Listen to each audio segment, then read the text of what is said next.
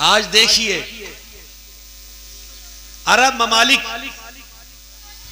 दौलत के एतबार से दुनिया के दूसरे ममालिक से बहुत ज्यादा आगे हैं दौलत में, क्योंकि वहां पेट्रोल के और दौलत के खजाने खुल गए। मगर जब से उनमें दौलत आई है तो उनकी शिकायतें भी पूरी दुनिया में आम हो गई हैं। अय्याशी में जीव अक्सर आगे बढ़ गई, इल्ला माशाअल्लाह जो बचे हुए बचे हों, वरना ज्यादातर इस चीज में मशहूर हो गए। और अब कोई उनसे डरता नहीं। इस्राइली सल्तनत यहूदिया, जो इसराइल की सल्तनत है, वो बहुत छोटी सी, अपना एक जिला मुरादाबाद मानिए इतनी बड़ी हो सकती है रकबे के एतबार से, और 8-10 मुल्क हैं अरबों के, और सबको नाको चने चबाता है और सब पर हावी रहता है लड़ने के एतबार से। एक जरा सा मुल्क, और वो इतने बड़े हो गए। लेकिन उससे पहले जब मुसलमानों के पास ये दौलत नहीं आई थी, नारे तकबीर, नारे रिसालत, नारे रिसालत, पीरे तरीक़त, रहबर राह शरीयत। वालिदैन बड़े खुश नसीब हैं और उनके उस्ताद भी खुश नसीब हैं। जिस उस्ताद ने उन्हें पढ़ाया और जिसकी दरसगाह में बैठकर उन्होंने हिफ्ज़ किया है, उनके लिए भी बड़ी सादत की बात है। क्या बात है, वाह सुभान अल्लाह, माशाअल्लाह। सरकार ने इरशाद फरमाया है कि जब इंसान इंतकाल कर जाता है तो उसका नामा-ए अमाल मुनक़ता हो जाता है। नामा-ए अमाल में लेकियां लिखी जाना बंद हो जाती हैं, मगर 3 शख्स हैं कि मरने के बाद भी उनके नामा-ए अमाल में नेकियां दर्ज होती रहती हैं। उनमें से एक वो है इल्म युंतफ़अ बिही, जो ऐसा इल्म छोड़ कर जाए जिससे नफा उठाया जाए। तो जिस उस्ताद ने उनको हाफिज बनाया है, कुरान पढ़ना सिखाया है, कारी कुरान बनाया है, तो वो अगरचे उस्ताद गुजर जाएंगे, मगर ये शागिर्द जब कुरान पढ़ेगा तो उसके नामा-ए अमाल में उस्ताद के नेकियां लिखी जाएंगी। और इस शागिर्द ने अपने और शागिर्द बना दिए तो पहले उस्ताद को पूरा सवाब मिलेगा, ऊपर वाले उस्ताद को पूरा सवाब मिलेगा, जहां से सिलसिला चला है सबको पूरा सवाब मिलेगा, और इसके सवाब में से कोई कमी नहीं है। तो मैं ये कह रहा था कि लोग दौलतमंदी को, दौलत ज्यादा इकट्ठा कर लेने को तरक्की या कामयाबी समझते हैं। दौलत हलाल तरीके से आए अल्लाह की नेमत है, और वो सही मकाम पर इस्तेमाल की जाए, ये दूसरी बड़ी रहमत है। अगर दौलत हराम तरीके से आई है तो वो नेमत नहीं है, वो तबाही का जरिया है। और दौलत हलाल तो आई है मगर हराम में उठाई जा रही है तो भी वबाल का जरिया है।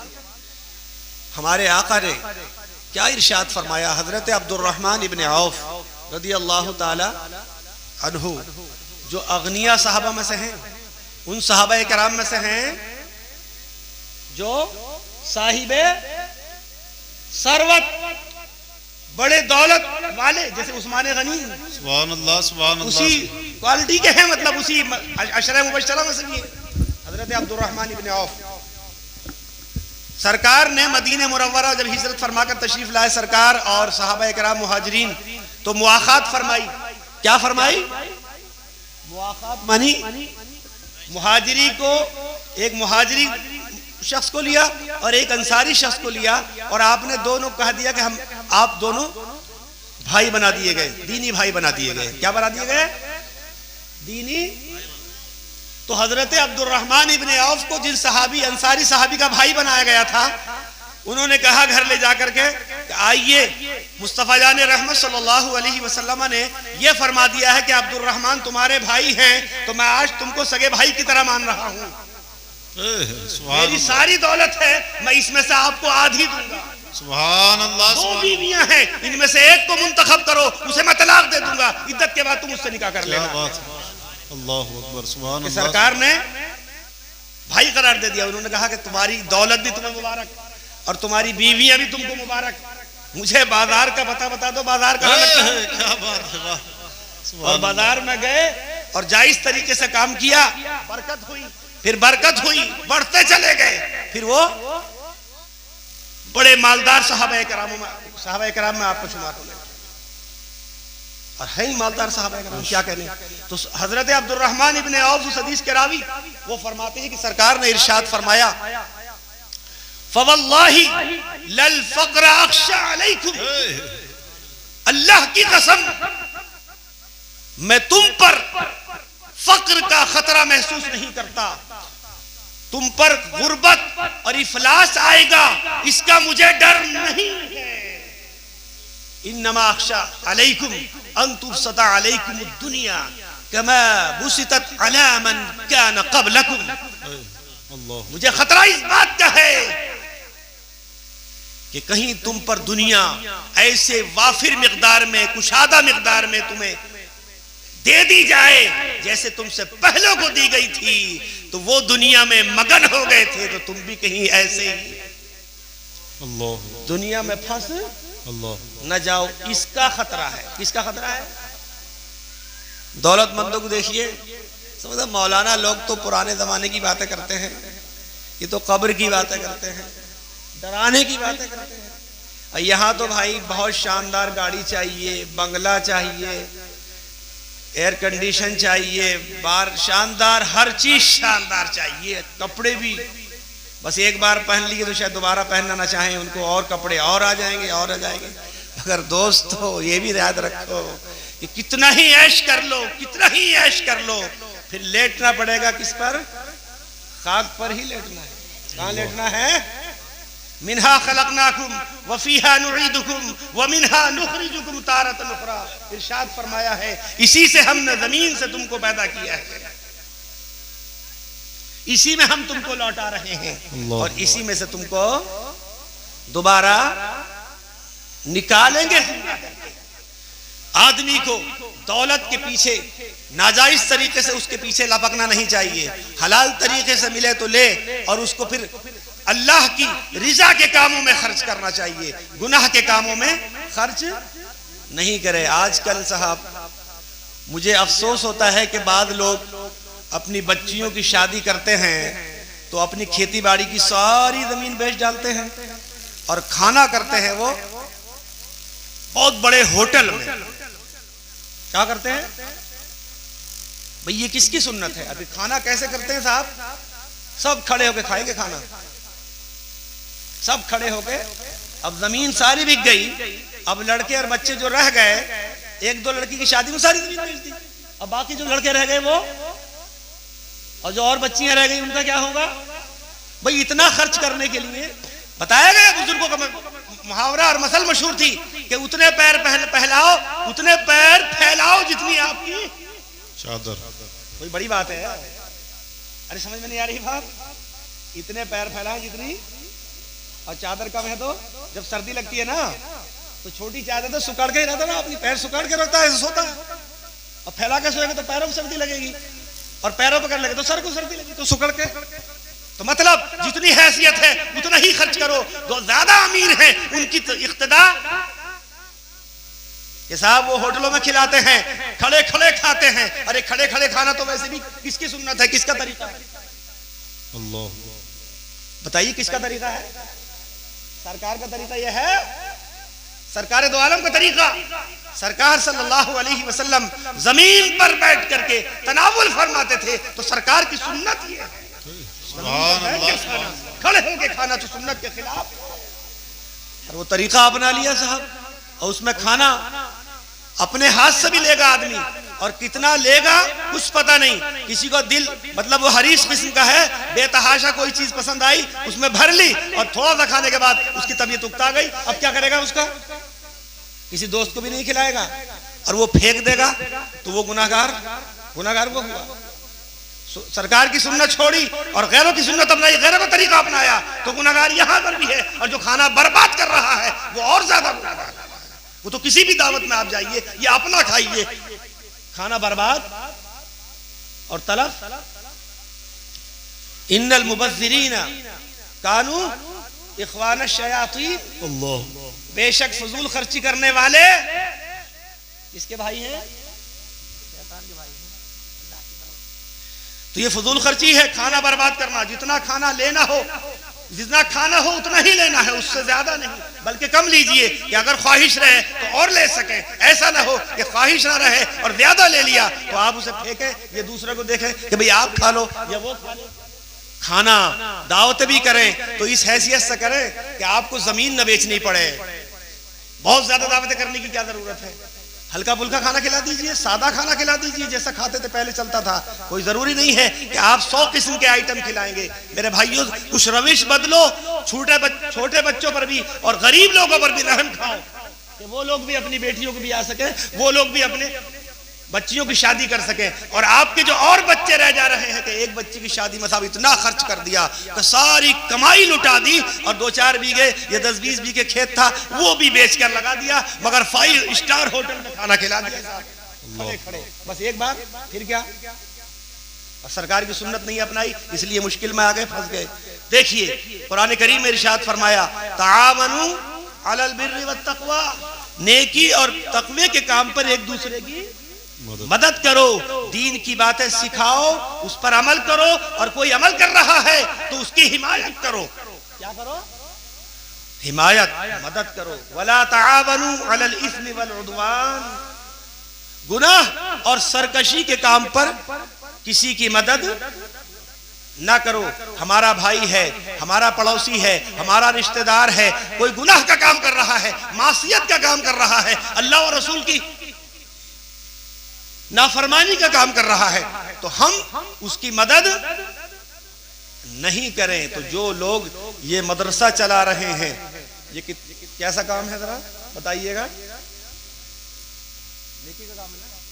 मदरसा चलाना बहुत बड़ा नेकी का काम है। तो खुश नसीब हैं वो लोग जो इस मदरसे की या और मदरसों की हिफाजत कर रहे हैं और उनको चलाने के लिए कोशिश है, रातों दिन इसमें लगे हुए हैं। वो बहुत बड़े खुश नसीब हैं और मुबारकबाद है। उनकी जिंदगी शरीयत की राह में गुजर रही है, दीन इस्लाम की आबियारी में गुजर रही है, दीन इस्लाम की तबलीग और इशाअत में। सुभान अल्लाह, सुभान अल्लाह।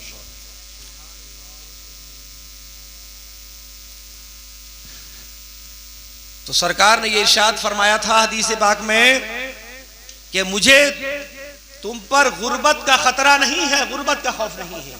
मुझे खतरा है तुम पर इस बात का कि कहीं दुनिया तुम पर कुशादा ना कर दी जाए, दुनिया की फरावानी तुमको, दुनिया की बड़ी दौलत ना मिल जाए तो तुम भी दुनिया में ऐसे ही मगन हो जाओगे जैसे इसका खतरा है। जैसे अगले उम्मत वाले बड़ी दौलत मिलने पर मगन हो गए, अल्लाह को भूल गए, अल्लाह के नबियों को भूल गए, आखिरत को भूल गए, मौत को भूल गए, कब्र की मंजिल को भूल गए। नहीं, ऐसा ना हो। आप जानिए, तारीख पढ़िए, जब तक सऊदी इन अरब ममालिक में गुर्बत थी और लोग सही अकीदे पर थे, अगरचे गरीब थे, ऊंट चराते थे, बकरियां चराते थे और पानी कहीं दूर से लाकर ढोकर अपनी जरूरतें और खेती बाड़ी की जरूरतें पूरी करते थे, मगर वो ईमान वाले थे। उनके मुकाबले में दुनिया की बड़ी से बड़ी ताकत और फौज लरजती और कांपती और मुकाबले में आई तो शिकस्त खाकर चली गई। और आज बंगले भी हो गए, कारें भी हो गई, बिल्डिंगें भी हो गई और रोड भी चिकने सपाट, सब कुछ दौलत की फरावानी, मगर कोई नहीं डर रहा उससे। एक यहूदी बीच में है और वही सबको अकेला ही परेशान है। क्यों? कि अकीदे भी खराब हो गए और आमाल भी अफसोसनाक। तो दुनिया, सरकार ने क्या इरशाद फरमाया कि मुझे गुर्बत का तुम पर, गुर्बत आ जाएगी इसका डर नहीं, दौलत आ जाएगी उसका खतरा है। दोस्तों, आज के दौर में फितने बहुत हैं। कुछ लोग इस्लाम पर एतराज कर रहे हैं, कुछ लोग इस्लाम की बातों पर एतराज कर रहे हैं, कुछ हिजाब पर एतराज है, कुछ को अभी और भी बातों पर एतराज कर सकते हैं, तिलावत पर भी, कुरान पाक पढ़ने पर भी एतराज कर सकते हैं। अभी किया नहीं है, लेकिन मुखालिफिन का कोई भरोसा नहीं है। आप उनसे होशियार रहें, अपने ईमान को बचा करके रखें और जो ईमान के मुखालिफ हैं, अहले सुन्नत वल जमात के खिलाफ हैं, आप उनसे दूर रहें और अपने ईमान को बचा करके रखें। जो अपनी बस्ती में, कुर्ब जवार में उलमा हैं, आपकी बस्ती में और अतराफ में जो उलमाए हक हैं उनकी बातें सुने और उस पर अमल की भी कोशिश करें, अपने ईमान को बचा करके रखें। और देखिए शिया हमारे सामने एक गिरोह शियों का है, वो भी खतरनाक है और दीन से गया गुजरा है। और उससे भी ज्यादा खतरनाक हमारे सामने वहाबी गिरोह है, देवबंदी और वहाबी गिरोह, जो बिल्कुल हमारे करीब में ही और हमारे ही अंदर सरायत कर रहा है। सरायत का मतलब घुस रहा है माहौल में और अपने आप को वो जब मुकाबले की कोई बात आती है तो सुन्नी भी कह देता है, जब वो पकड़ की बात आती है तो सुन्नी कह देता है कि हम तो सुन्नी हैं, हम तो ऐसे ही मानते हैं, हालांकि सुन्नी नहीं है। शिया बहुत खतरनाक चीज है। जब मन की बात आएगी तो आपको अपना भाई भी बनाएगा, सर पर भी बिठाएगा, लेकिन जब उसका काम निकल जाएगा तो जैसे दूध में से मक्खी निकाल कर फेंक दी, उससे भी ज्यादा जिल्लत के साथ हटा देगा आपको रास्ते से।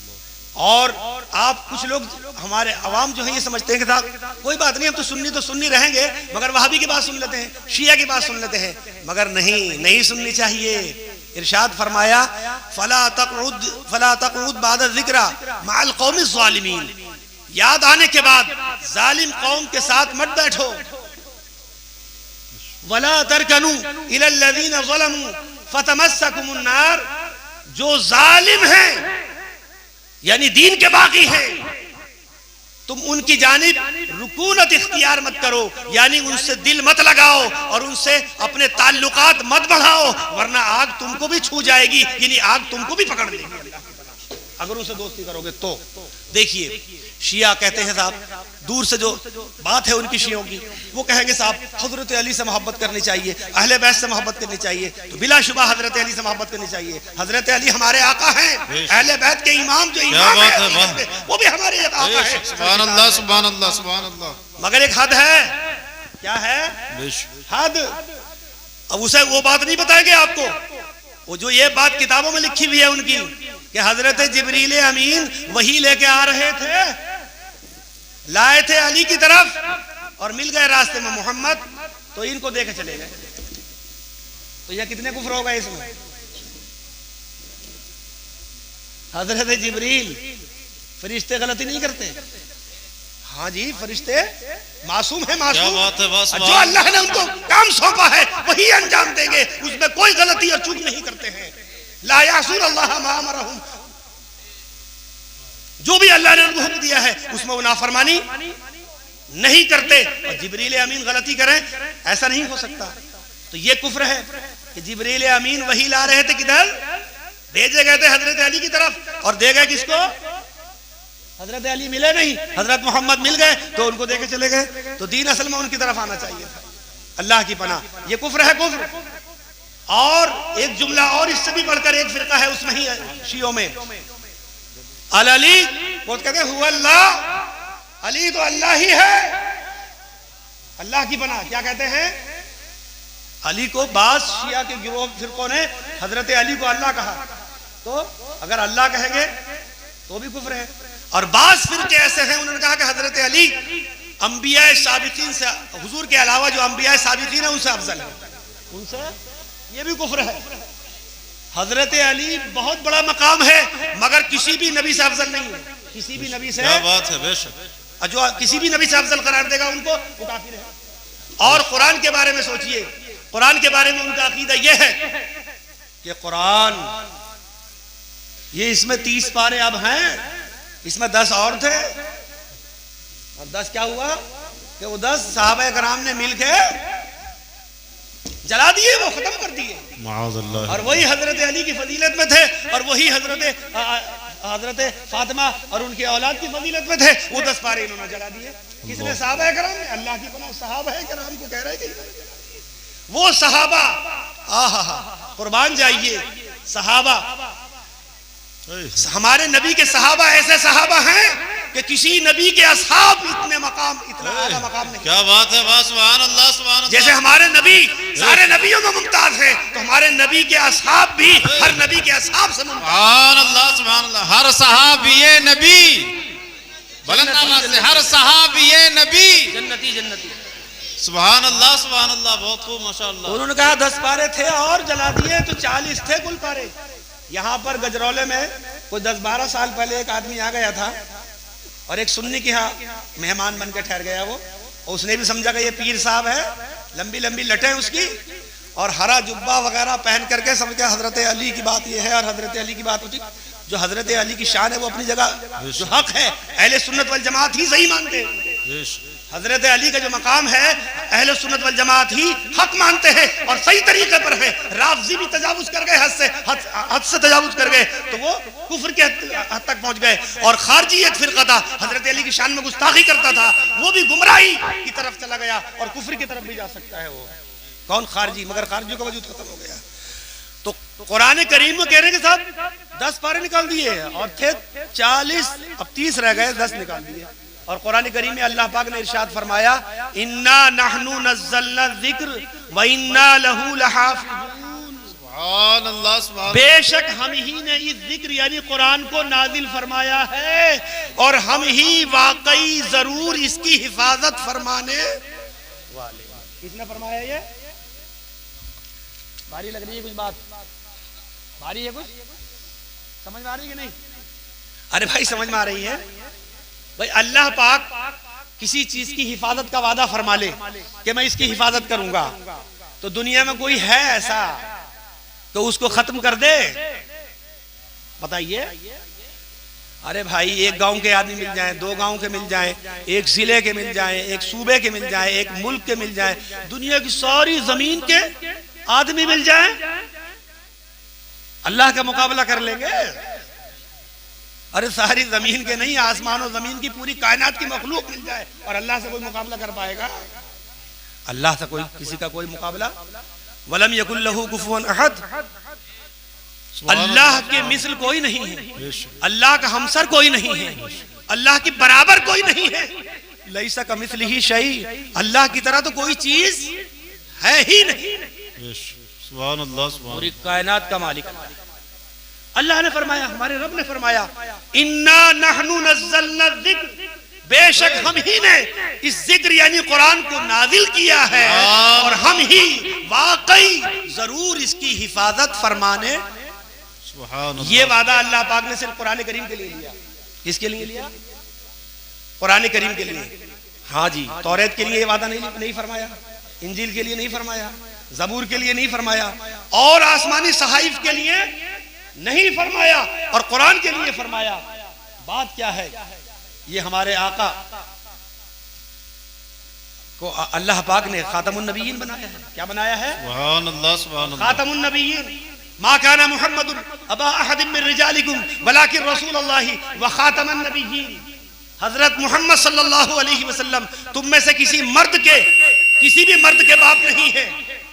मर्द के बाप नहीं जी, लेकिन अल्लाह के रसूल हैं और नबियों में सबसे आखिरी नबी है, क्योंकि हमारे आका आखिरी नबी है। अब कोई नया नबी नहीं आएगा, कयामत तक आपका दीन बाकी रहेगा। जब दीन बाकी रहेगा तो जो दीन की किताब है, असले दीन कुरान है, तो उसकी हिफाजत का जिम्मा अल्लाह पाक ने अपने करम में, जिम्मे करम में ले लिया। और जब अल्लाह ने जिम्मे करम में ले लिया है तो फिर सहाबा, ताबईन, अव्वल से लेकर आखिर तक के पूरी दुनिया के लोग भी अगर उसमें रद्दो बदल करना चाहें या उसको मिटाना चाहें या कम करना चाहें तो नहीं कर सकते, नहीं कर सकते। देखिए कुरान करीम की हिफाजत का तरीका बहुत सारे तरीके हैं। एक तरीका यह है कि पहले जो किताबें थी अल्लाह पाक ने नाजिल फरमाई है, किताबें और भी नाजिल फरमाई है। जितनी भी किताबें अल्लाह ने नाजिल फरमाई है उन सब पर हमारा ईमान है, ईमान। समझ गए ना? मगर वो किताबें अंबिया को हिफ्ज होती थी। किसको हिफ्ज होती थी? अंबिया ज़बानी याद करते थे, आम लोगों को ज़बानी याद नहीं होती थी। और ये कुरान करीम का मोजज़ा है और नबी करीम की बरकत है कि छोटे छोटे बच्चे कुरान के हाफिज होते हैं। ये छोटा सा बच्चा है, 10 साल का है, 12 साल का है, 15 साल का है, हाफिज कुरान हो गया है। और ये एक गांव में हाफिज हैं और पूरे जिले में तलाश करो तो कितने हाफिज हैं? हजारों हाफिज मिलेंगे। और पूरे स्टेट में तलाश करो तो हजारों हजार लाखों से तजावुज करेंगे। फिर पूरी दुनिया में तलाश करो तो करोड़ से तजावुज। दुनिया की कोई किताब ऐसी नहीं है जिसके इतने हाफिज हो, इतने कारी हो, इतने तिलावत करने वाले हो, न पहले थी, न आज है, न क़यामत तक होगी कोई किताब ऐसी। सुभान अल्लाह, सुभान अल्लाह, सुभान अल्लाह, सुभान अल्लाह। कुरान के न इतने पढ़ने वाले हो सकते हैं, न इतने हाफिज हो सकते हैं, न इतने आमिल हो सकते हैं।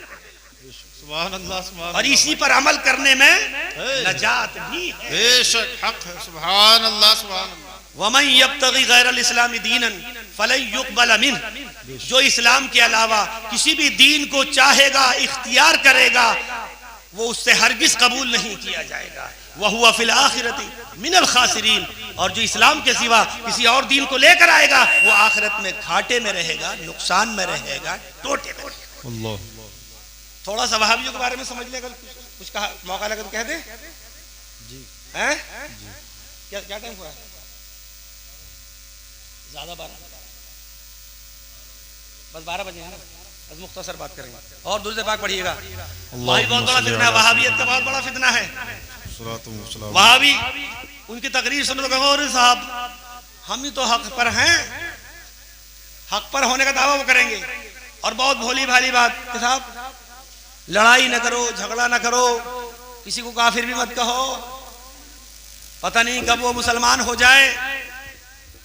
ये एक जुमला बहुत है उनका कि किसी को काफिर मत कहो, क्या पता कब मुसलमान हो जाए। अरे मेरे भाई, जब तक मोमिन है उसे मोमिन कहा जाएगा, और जब तक काफिर है उसे काफिर कहा जाएगा। काफिर को चिढ़ाने के लिए काफिर नहीं कहना चाहिए, लेकिन हकीकत बयान करने के लिए काफिर कहा जाएगा, और यही लाजिम है, बल्कि फर्ज है कि काफिर कहा जाएगा। ईमान और कुफ्र में फर्क करना फर्ज है। जो फर्क ना करेगा ईमान और कुफ्र में, फिर वो मोमिन ही नहीं है। ईमान कामयाबी है, ईमान जन्नत का जामिन है, ईमान ही पर नजात का मदार है, और कुफ्र तबाही है, कुफ्र जिल्लत है, कुफ्र ख्वारी है, और कुफ्र अल्लाह की बारगाह में ऐसा गुनाह है जो नहीं बख्शा जाएगा। इन्नल लज़ीना कफरू व मातू व हुम कुफ्फार फलन यग़फिर अल्लाहु लहुम औ कमा क़ाल। बेशक वो लोग जिन्होंने कुफ्र किया और ऐसे ही मर गए जरा हाले के काफिर है, अल्लाह पाक उनको हरगिज नहीं। अल्लाह। तो वहाबी कह रहा साहब काफिर को काफिर मत कहो, पता नहीं कब वो मुसलमान हो जाए, क्या पता। तो भाई आप देख रहे हो, मिसाल के तौर समझा रहा हूं मैं आपको। गन्ना है ना, गन्ना तो जानते हैं आप लोग। अरे गन्ने में तो हर कोई समझता है, ईख में जो गन्ना होता है, तो वो तो गन्ना मत कहो, पता नहीं कब रस हो जाए, रस भी मत कहो, अब पता नहीं कब शक्कर और चीनी बन जाए। अरे शक्कर और चीनी भी मत कहो, पता नहीं कब दूध में मिल करके वजूद ही खत्म कर दे। नहीं भाई, जब गन्ना है तो गन्ना कहा जाएगा, और जब शक्कर बन जाएगा तो रस बन जाएगा, तो जैसा बनेगा जी। तो मोमिन है तो मोमिन, और काफिर है तो काफिर जी। मगर चिढ़ाने के लिए नहीं। इस्लाम जो है चिढ़ाना, आला अखलाक सिखाता है, चिढ़ाया ना जाए, बल्कि उसे हकीकत बयान करनी हो तो हकीकत बयान की जाए कि जिन्होंने कुफ्र किया है। कुफ्र का मतलब क्या है? कुफ्र का मतलब यह है कि या तो अल्लाह की जात का इनकार कर दे, या अल्लाह की सिफात का इनकार कर दे, या अल्लाह की किताबों का इनकार कर दे, या अल्लाह के नबियों का इनकार कर दे, या अल्लाह के किसी भी नबी की तौहीन कर दे। ये तौहीन करने वाले की जानबूझकर तायीन अल्लाह, तो वो क्या है? कुफ्र है। और भी बातें हैं, जरूरियात दीन में से किसी एक बात का भी इनकार कर दे तो क्या है? कुफ्र है। कुफ्र बहुत बड़ा गुनाह है। अगर इसी पर कोई मर गया तो बख्शा नहीं जाएगा, अल्लाह की पनाह। नजात काय पर है? नजात का मदार है ईमान पर। किस पर? ईमान पर। अब उनके अकीदे के बाद देखिए साहब, वहाबी अपनी किताबों में जो अकीदा लिख चुके, एक साहब ने लिखा कि इस्माइल देहलवी है, उन्होंने लिखा इस्माइल देहलवी ने अपनी किताब में कि जो ये अकीदा रखे, जो शख्स कोई भी हो कि हजरत मोहम्मद मुझको शफात करके बख्शवा लेंगे, वो और अबू जहल शिर्क में बराबर हैं। अरे मुशरिकों ने यह अकीदा रखा कि हमारे बुत शफात करेंगे, मगर बुतों को शफी तो किसी ने बनाया नहीं था। बुतों को किसी ने शफी बनाने से बनता है, अल्लाह के बनाने से बनता है। अब अपने आप नहीं बनेगा, अल्लाह के। और सरकार इरशाद फरमाते हैं, बुखारी और मुस्लिम की सियासत की हदीस है, लक़द उतीतु शफ़ाअता मुझे शफाअत दे दी गई। सुभान अल्लाह, सुभान अल्लाह, सुभान इन्नी अल्लाह। लिकुल्लि नबिय्यिन दावतुन मुस्तजाबा व इन्नी इख्तबातु दावती शफाअतन लि उम्मती यौमल क़ियामा। सुभान अल्लाह, सुभान सरकार फरमाते हैं लिकुल्लि नबिय्यिन दावतुन मुस्तजाबा फतअज्जल कुल्लु नबिय्यिन दावता व इन्नी इख्तबातु दावती शफाअतन लि उम्मती यौमल क़ियामा। हर नबी के लिए अल्लाह पाक ने एक दुआए मुस्तजाब दी है कि दो मांग ले, अल्लाह पाक उसको पूरी फरमाता है अपने करम से। नहीं कहा एक चीज मांग लो, जो मांगोगे देंगे। क्या बात है। हर एक ने दुनिया मांगी। फतअज्जल कुल्लु नबीयिन दावता, सरकार फरमाते हर नबी ने दुनिया ही में अपनी दुआ कर ली। आप हमारे आका इरशाद फरमाते हैं कुर्बान जाइए व इन्नी इख्तबातु दावती, बेशक मैंने अपनी दुआ को महफूज करके रख लिया है, बचा करके रख लिया है, सैद करके रख लिया है, क़यामत के दिन अपनी उम्मत की शफाअत। सुभान अल्लाह, सुभान अल्लाह। नारे तकबीर, नारे रिसालत, नारे रिसालत, शफीए उम्मत, ताजदारे खत्मे नबुव्वत, नारे तकबीर, नारे रिसालत। सुभान अल्लाह, सुभान। अबू जहल बुतों को अपना सिफारिशी मानता था, शफी मानता था, मगर बुत को किसी ने शफी बनाया नहीं था। बुत को शफी बनाना ही शिर्क है, बुत की ताजीम करना ही शिर्क है, और बुत को माबूद मानना या इबादत का जरा भी हकदार मानना ये शिर्क है। तो उसका शफी मानना बातिल, और नबी करीम का शफी मानना कुरान और हदीस से साबित और हक है। इस्माइल देहलवी ने यह बात कह दी कि जो शख्स ये अकीदा रखे कि हजरत मोहम्मद मुझको शफाअत करके बख्शवाएंगे, वो और अबू जहल शिर्क में। अगर कभी देवबंदी ऐसे आमतौर पर नहीं कहते हैं इस बात को, किताब में लिख के चले गए, उसी की हिमायत करते हैं, उसी को छापते हैं और उसको रद्द भी नहीं करते, अपनाते हैं, तो फिर क्या हुए। और देखिए आगे बढ़िए, मुख्तसर बिल्कुल। अशरफ अली थानवी साहब, उनसे हुजूर के इल्म के बारे में पूछा गया कि सरकार को इल्म गैब आता है कि नहीं आता। दो शख्स हैं, वो बहस करते हैं। एक कहता है कि सरकार को इल्म गैब आता है, दूसरा कहता है सरकार को इल्म गैब नहीं आता। इनमें से किसकी बात सही है? मौलवी साहब आप फैसला कर दो। सवाल पहुंच गया किसके पास? तो उसने जवाब में किताब लिख दी हिफ्जुल ईमान। उसने कहा जिसने ये कहा कि नबी करीम को इल्म गैब आता है, इल्म गैब जानते हैं, अगर उसकी मुराद सारे उलूम गैबिया हैं तो ये तो अल्लाह के सिवा कोई नहीं जानता। सारे तो ये तो अल्लाह के सिवा कोई नहीं जानता। यहां तक बात थी। एक आगे बोलता है सारे उलूम गैबिया अल्लाह के सिवा कोई नहीं जानता। और रही बाज उलूम गैबिया की बात, तो इसमें हुजूर की क्या तखसीस है। तखसीस का मतलब होता है क्या खुसूसियत है, क्या शान है, क्या बड़ाई की बात है। ऐसा तो हर ज़ैदो अमरो बकर, ऐसा तो हर सबियो मजनून, बल्कि ऐसा तो जमी बहाइम को हासिल है। अभी आपकी समझ में नहीं आई? वो उर्दू अरबी वाली है। ये वो उर्दू है जिसमें अरबी के अल्फाज इकट्ठा किए गए हैं। मैं आपको समझा देता हूं। वो कह रहा है कि हुजूर को जैसा इल्म गैब आता है बाज, तो ऐसा तो ऐरू गैरू नत्थु खैरू। समझ गए? यानी ज़ैदो बकर का मतलब फर्जी नाम होते हैं कि ये वाला नाम ले लो, जैद उसका नाम है, बकर उसका नाम है, फर्जी नाम इंसानों के। कैसे तो हर कोई जानता है, कोई हर कोई मतलब हो गया हर कोई जानता है। फिर आगे बोलता है ऐसा तो हर सबियो मजनून, सभी का माना छोटा सा बच्चा और मजनून का माना पागल दीवाना जो अपने कपड़े फाड़े फिरता है, मुंह में सराल टपकती रहती है, वो भी जानता है। आगे बोलता है और ऐसा तो जमी बहाइम, बहीमा की जमा बहाइम है। बहीमा कहते हैं अरबी में चार पांव से चलने वाले को। किसे कहते हैं? जो चार पैर से चलता है ना, गाय है, भैंस है, गधा है, कुत्ता है, उसमें चूहा भी आ जाएगा, वो भी चार पैर से ही चलता है कि दो से चलता है? चार ही है उसके भी। अरे तो और कीजिए कि ऐसा इल्म गैब जैसा सरकार को आता है, ऐसा हर जानवर को आता है। अल्लाह की पनाह। इनसे पूछो, हमारी गुफ्तगू हुई एक मरतबा एक मौलवी साहब से, देवबंदी मौलवी साहब से, कि ये किताब में ये लिखा है कि ऐसा हर जानवर को आता है। भाई जरा कौन कौन से जानवर हैं जिनको हुजूर के इल्म गैब के बराबर इल्म गैब आता, जरा बताओ तो सही। तो वो सटपट आ गए और कहने लगे साहब कई एक बड़े वली थे, उनकी बिल्ली जानती थी, बिल्ली जितनी जगह मियाऊं मियाऊं करते तो ये समझते थे कि एक मरतबा बोली तो एक मेहमान आएगा, 2 मरतबा बोली तो 2 में आएंगे, 3 मरतबा बोली तो 3 आएंगे। क्या बात है, वाह। तो ऐसा जितना बिल्ली जानती थी तो कहे सरकार भी इतना ही जानते थे। अब चुप हो गया वो। मतलब हदीस में सरकार ने इरशाद फरमाया है कि अल्लाह पाक ने मेरे शानों के दरमियान अपना दस्ते कुदरत रखा और उसकी ठंडक मैंने अपने सीने में महसूस की।